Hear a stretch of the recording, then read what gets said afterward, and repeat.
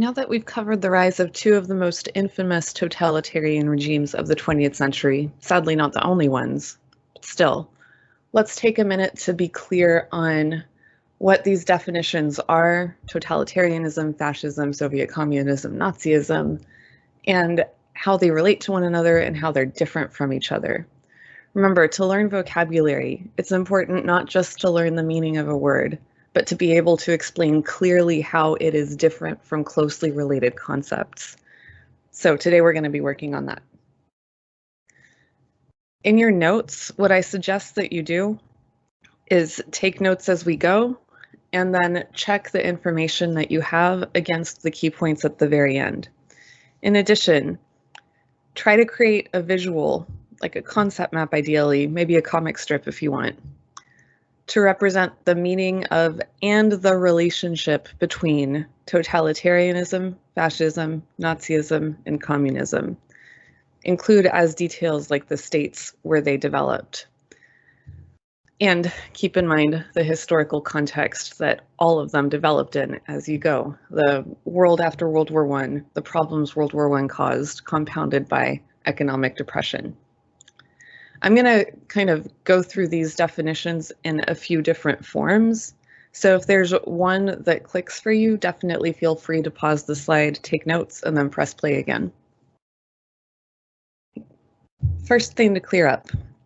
Communism, fascism, and Nazism are ideologies. That means that they are clusters of values that work together that give an idea of an ideal goal, a utopian sort of end game that they're working towards. They're almost like belief systems, but about what society should be like, how we should organize ourselves, how power should be organized, what a state should look like, that sort of thing. They are extreme ideologies. So if you look on the spectrum above, spots number 2 and 3 are moderate. They are democratic ideologies. They come out of the Enlightenment and they work within the structures of established governments. You don't need revolutions to make liberalism or social democracy or even conservatism work in society, and they can coexist in the same society. Extreme ideologies, communism in slot 1, fascism and Nazism in slot 4 are very different. They do require revolutionary change, and indeed they promote it in the name of some ideal goal. For communism, that is full equality, based on the philosophy of Marx. For fascism and Nazism, it is an aggressively nationalistic, strong state and a pure community, following social Darwinist ideas. Both of those ideologies give government a goal to work towards. But the way that government is actually structured, the way that power works, can be thought of as separate from ideology. For example, we can have liberalism and conservatism in the same state and structure power democratically, where people vote for their government and their government, in theory, represents their wishes. Extreme ideologies in the 20th century took on a different form of government, totalitarianism. And totalitarianism is a way of using power, just like democracy, just like absolute monarchy, just like constitutional monarchy, just like every other form of government that we've learned.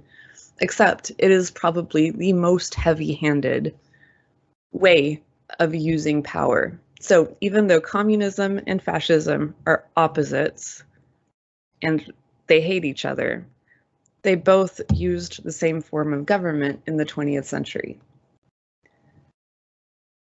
Definitely, we're going to take key points in a couple spots, but definitely pause the slide here and get definitions and characteristics down in your notes. Totalitarianism is a political system where the state recognizes no limits to its authority and strives to regulate every aspect of public and private life wherever possible to mobilize the full power of the state and society in order to accomplish a utopian goal, some vision of a perfect society.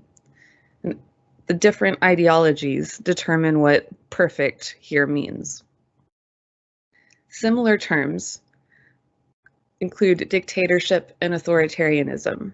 The difference is dictatorship and authoritarianism don't necessarily aim to control people's thoughts and private lives, and they may be missing this utopian goal part. They're mostly power for power's sake, not, in order to achieve a perfectly equal or a racially pure society. Totalitarianism is the opposite of democracies, especially democracies based on Enlightenment thought, in which people have individual rights. Totalitarianism does not recognize individual rights. And so, Nazism and communism, which are both ideologies, adopted totalitarian forms of government, but these ideologies are still opposite. So they have one thing in common, that's how they use power. Other than that, they're very different. Totalitarian government, you could recognize by a series of traits. Definitely write these down. These are descriptive characteristics. They are led by dictatorships, leaders with full unlimited authority, and often a cult of personality that develops around them. They involve a utopian goal, some vision for the nation that supposedly justifies this kind of totalitarian heavy-handed rule. Like, you're giving strong government a lot of power, but in theory, there's an end game that everybody's working towards. In these governments, the state controls all sectors of society. So business, family life, labor, youth groups, housing, religion, education, the arts, everything. The state controls the economy.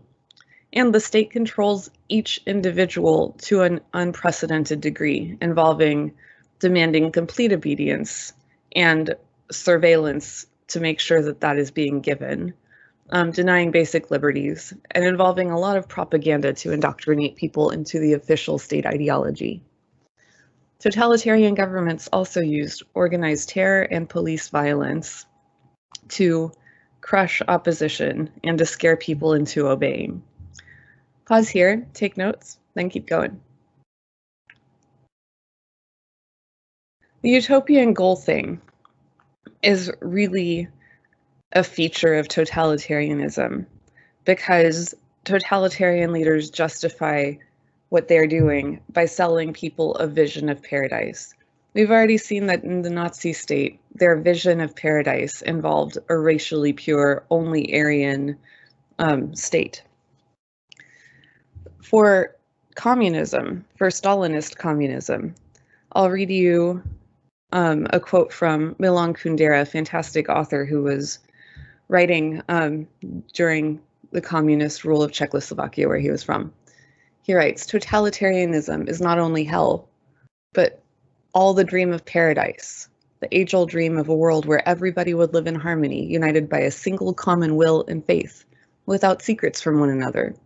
If totalitarianism did not exploit these archetypes, which are deep inside us and all rooted deep in all religions, it could never attract so many people, especially during the early phases of its existence. Once the dream of paradise starts to turn into reality, however, here and there people begin to crop up who stand in its way. And so the rulers of paradise must build a little gulag on the side of Eden. In the course of time, this gulag grows even bigger and more perfect, while the adjoining paradise gets even smaller and poorer." What Kundera is alluding to here is this paradox of totalitarianism. They rule using both terror, but also people give their support often, especially in the early phases, because they believe this vision of utopia that totalitarian leaders are selling. One way to visualize everything we've talked about so far is to kind of organize it in space. So a mini version of a concept map appears above. If you'd like to copy this into your notes, if this makes sense to you, cool, do it. Totalitarianism is a form of government. Liberal democracy is a form of government, but they are opposites. Totalitarian governments have the group being more important than individual rights, which don't exist. They're led by a dictatorship, and they leverage the full power of society towards a utopian goal. In contrast, democracies protect human rights, They get their power from voting. They tend to follow the spirit of Locke's ideas from the Enlightenment and the social contract, the idea that government gets its power from the consent of the governed and the people can revoke it when they need to. Ideologies here appear in light blue. Soviet communism is an ideology with a utopian goal of social equality. It follows the ideas of Rousseau and Marx, and it's international or globalist. In other words, it doesn't protect one nation over another in terms of primacy. It wants all working men of the whole world to unite and have a revolution. The opposite of communism is fascism. The goal under fascism is state strength, and it follows social Darwinist ideas, the idea of the survival of the fittest. Fascism tends to be mostly capitalist, but the state controls key industries to promote strength, or the military. So you still have private ownership of business, but they have lots of regulations that are designed not for the workers' benefit, but to benefit the state and the military. It tends to follow Hobbes's idea of a state of nature being one of like everybody against everybody else and the strongest survive, and they are very aggressively nationalist. Nazism appears under that because they're related. Nazism is a type of fascism that has all of the same traits as fascism, except it specifies that its utopian goal, in addition to a strong state, is perfect racial purity. Democracies have ideologies too. Ideologies aren't all bad. Just, the extreme ones are. Liberals are the Democratic Party in the United States, and conservatives, which in the United States tend to appear in the Republican Party. The thing about these ideologies, especially communism and fascism,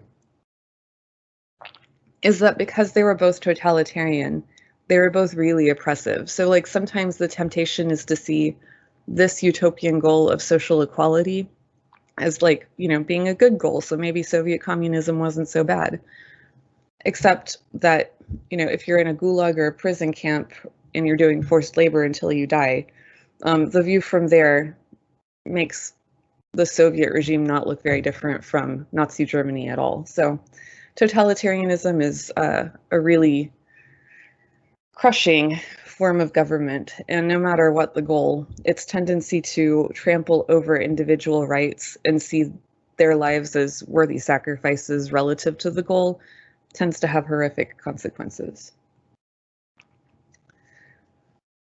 In terms of causes, we could go all the way back to the Treaty of Versailles again, and then to the Great Depression, which brought a crisis to the world that old forms of government weren't necessarily able to deal with. And it increased the influence, therefore, of new political parties that emphasized state control, like communism, fascism, and Nazism. Once leaders from those parties got control, it was only a small step away to taking total control over the state by that dictator. So you could say that one result of World War I was a rejection of democratic forms of governments, especially in Germany, Italy, the Soviet Union, and Japan. Their single-party rule led by a strongman with dictatorial powers was thought to be much more efficient than democracy, especially given the crisis. So dictatorships cropped up all over Europe, as you can see in the chart on the right. The difference is some states took this much farther. In Nazi Germany and Stalin's Soviet Union, strongman rule went much farther than merely ruling over people by force, but instead aimed to acquire for government total control over the population, including their private life. So totalitarian control. If you think in charts, here's the exact same information with a lot more features for each ideology, organized in chart form. So feel free to pause the slide here, and if this makes more sense to you, take notes, and then press play again. Anne Applebaum is one of the leading experts on Stalinism, and of totalitarianism, she writes the following. Although it has been most often used to describe Nazi Germany and Stalin's Soviet Union, the word totalitarian, totalitarismo, was first used in the context of Italian fascism. Invented by one of his critics, the term was adopted with enthusiasm by Benito Mussolini, and in one of his speeches he offered what is still the best definition of the term: everything within the state, nothing outside the state, nothing against the state. Strictly defined, a totalitarian regime is one that bans all institutions apart from those it has officially approved. A totalitarian regime thus has one political party, one educational system, one artistic creed, one centrally planned economy, one unified media, and one moral code.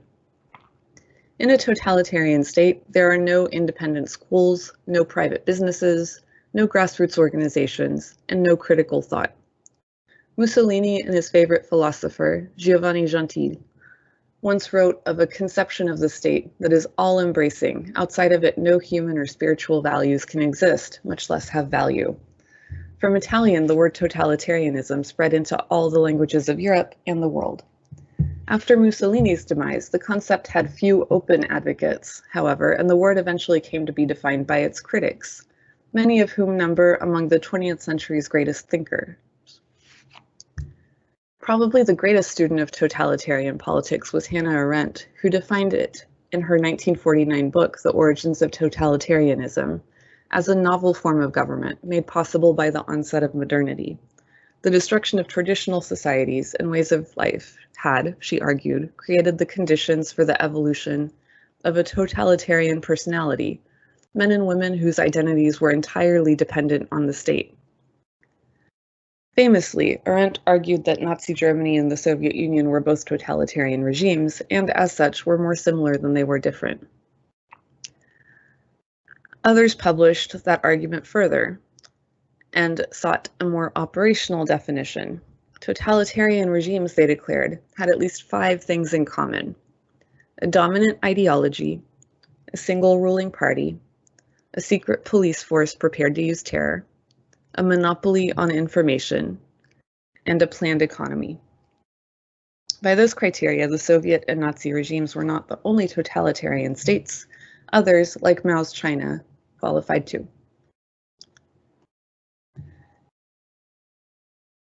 If it hasn't clicked yet, we can do the thing where we make a school a mini version of society. So in a classroom, a teacher has authority over students, kind of like the state has some authority over people. In my classroom, my authority over you means I can tell you what to read, I can call your parents and get you in trouble, I can even issue official consequences like giving people detention, and I can confiscate a limited set of things, like if you have your phone out, I can take it. However, your human rights limit my ability to control your behavior. You have the right to privacy, so I can't go through your phone and see what you've been texting to your friends about my class. I also have a respect for your freedom of opinion, so I can't indoctrinate you. I can't make you repeat the words, Miss Charron is the best history teacher alive, until you come to believe it.